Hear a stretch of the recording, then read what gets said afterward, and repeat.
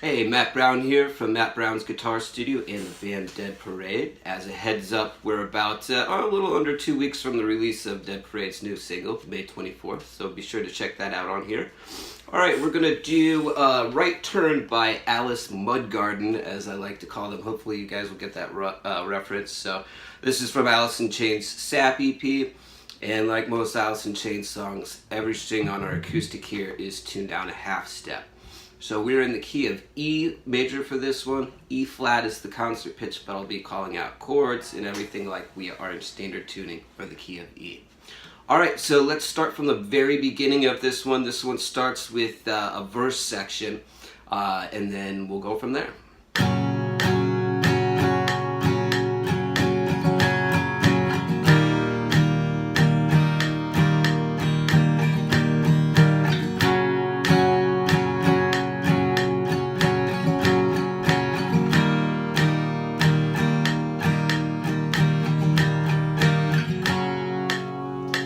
Alright, so this one, you could argue this is in either the key of G or E, whatever you want to go for.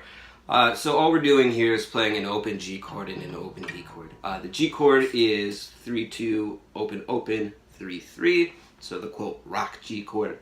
And then your E chord is just your big open E, 0-2-2-1-0-0. So the rhythm that we have, kind of some light syncopation in there, since all we've got drum-wise is I think a tambourine. So let's break down the strumming rhythm nice and slowly. I'll play at about 75% speed, and hopefully you'll be able to pick it all up here. 1, 2, ready, go.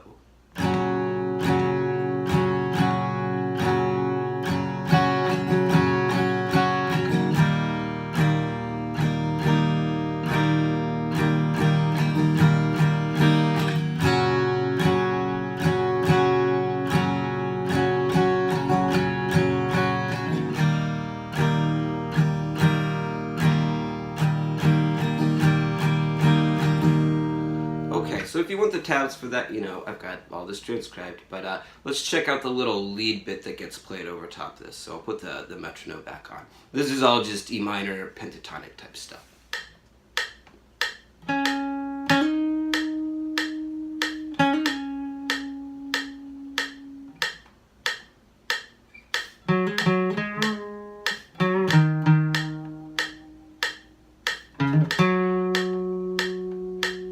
Alright, so that's it, just real simple stuff. E minor pentatonic in there.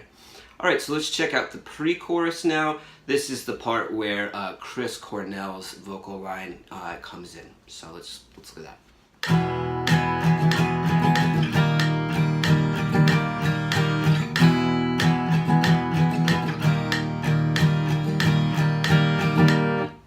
So that's all we have going on here. It's just an F and an E chord, kind of implying like an E Phrygian dominant tonality here.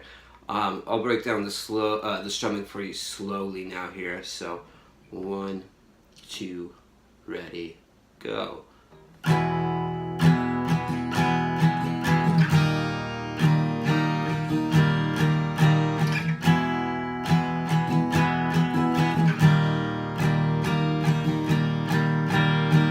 You might notice too that I'm playing my E chord kind of in the same shape as the F chord, so it's easier to go back and forth. So don't have to do that. If it's easier, by all means do it. So here is the second half of the pre-chorus. We're going to see a G chord and an A chord get thrown in here.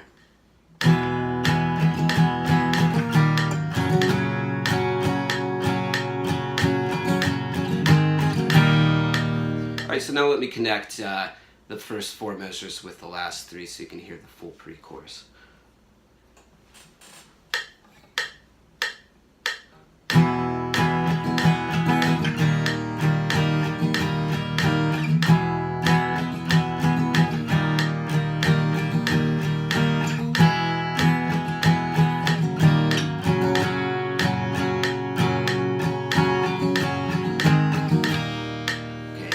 Chorus.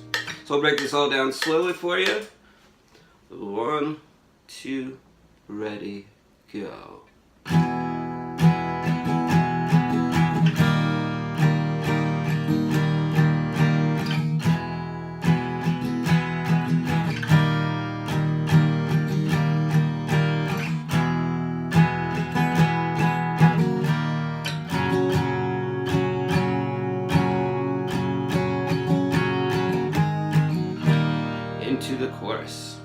Alright, so let's check out the chorus now.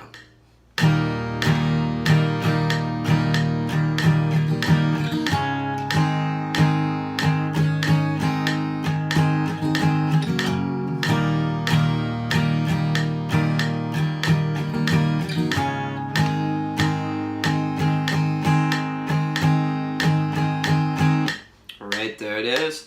So I'm going to break this down 2 measures at a time. So at first, what we're playing the first 2 measures is mainly an E chord. You have a D chord at the end of that second measure though. So just your open D chord played like this. So what we have is slowly.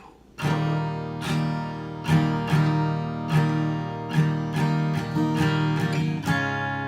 I'll do that once more slowly.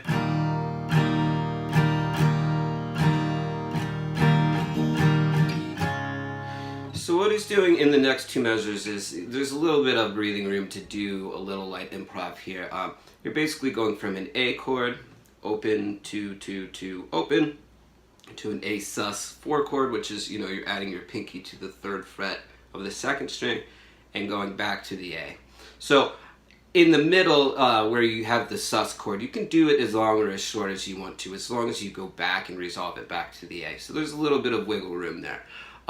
At the end of this, you're going to also hear like a bend of the G, kind of like we had in the other song I just taught, on your 6th string, little quarter step bend. So these measure slowly.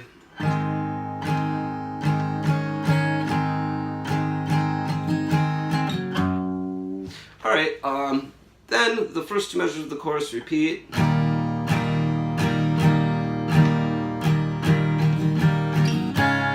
Now we're to the A chord part again, but we're not going to embellish it with the sus chord, and the reason is he's going on to back to another pre-chorus is what I should say. So here's how this sounds.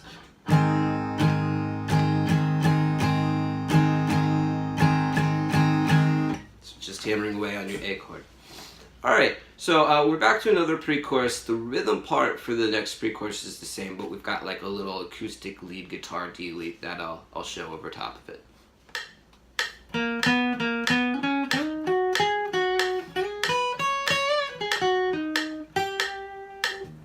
So there's the first phrase.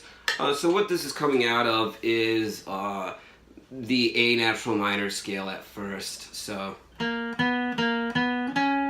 just out of your scale right here, and then just doing some pentatonic stuff, A minor pentatonic. Okay, and then we have, so still all pentatonic. Then here comes a note. You could say it's a G sharp note, so you know, A harmonic minor, I guess, is E Phrygian dominant, whatever for you theory people. Alright, so let's check out the next little lead phrase, and here this is going to be over the F, E, G, and the A chord at the end of the pre-chorus.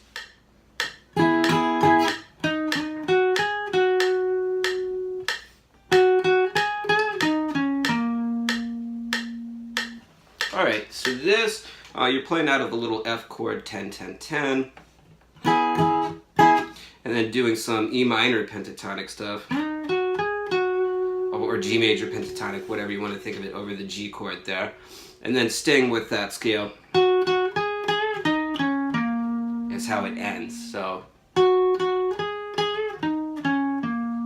then you're into a chorus part. So this chorus is exactly the same as the last, and then we're going to lead into Mark from Mudhoney's pre-chorus part. So this part's just strummed really sparsely. So all we're going to do is do some rolled chords here, so I'll put on the metronome.